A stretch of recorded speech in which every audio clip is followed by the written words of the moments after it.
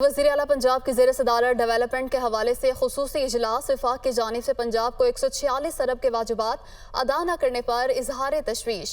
वज़ीर-ए-आला ने कहा कि वफाकी हुकूमत ने सैलाब ज़दगान के लिए इमदाद में से पंजाब को कुछ नहीं दिया। वफाक से वाजिबात न मिलने की वजह से अस्पतालों की तकमील का अमल रुक सकता है। जानबूझकर पंजाब के फंड्स रोके गए हैं। इसी पर बात करेंगे। नुमाइंदा दुनिया न्यूज़ लियाकत अंसारी हमारे साथ मौजूद हैं। जी लियाकत अंसारी, बताइएगा इस हवाले से।